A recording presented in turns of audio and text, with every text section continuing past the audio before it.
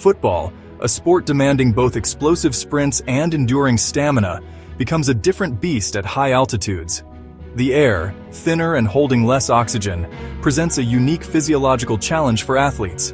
A player sprinting for a crucial tackle or leaping for a header might find their lungs struggling to deliver the oxygen their muscles crave. This makes understanding the interplay between altitude and athletic performance vital for appreciating the sport's nuances. Imagine yourself transported to a stadium perched high in the mountains. The air feels crisper, the sky a deeper blue. Now, imagine running, lungs burning, as you chase after a ball that seems lighter, harder to judge. This is the reality for footballers playing at altitude, where the laws of physiology meet the thrill of the game. At sea level, we breathe without a second thought, but ascend thousands of feet, and the oxygen molecules thin out. Our bodies, finely tuned machines, rely on oxygen to fuel muscle contractions, especially during intense exercise like football. At high altitudes, with less oxygen available, the cardiovascular system goes into overdrive. The heart pumps faster, attempting to circulate oxygen-depleted blood more rapidly. Muscles, starved for oxygen, produce energy less efficiently, leading to fatigue. This oxygen deprivation affects various aspects of a footballer's performance. Short bursts of speed, crucial for outrunning opponents, become more labored. Endurance, the ability to maintain high levels of activity throughout the match, takes a hit.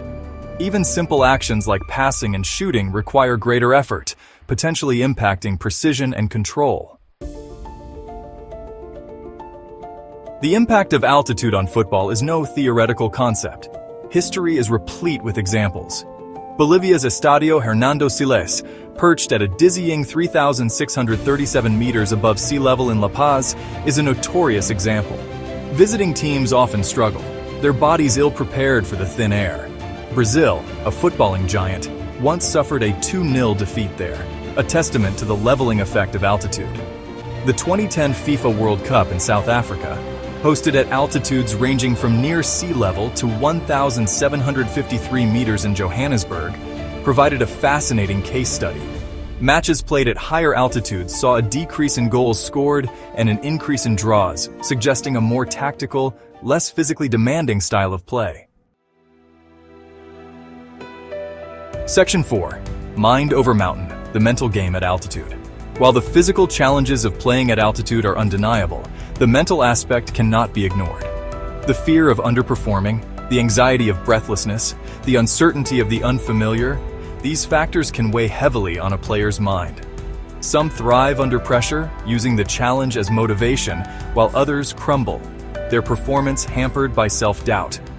Visualization techniques, positive self-talk, and pre-acclimatization training can help players overcome the mental hurdles of high-altitude football. Ultimately, the ability to manage the psychological impact of altitude can be as crucial as physical conditioning. Section 5. Adapting to the heights, strategies for success. Adapting to altitude takes time and careful planning. Teams often arrive weeks before a match to acclimatize, allowing their bodies to adjust gradually to the lower oxygen levels. This might involve training at higher altitudes or using hypoxic chambers that simulate such conditions. Dietary adjustments, hydration strategies, and even the timing of sleep can play a role in optimizing performance. Some players, due to genetics or training background, adapt to altitude better than others.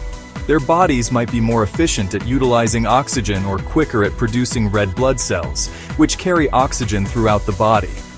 Understanding these individual variations is key for coaches in selecting and preparing their teams for high-altitude encounters.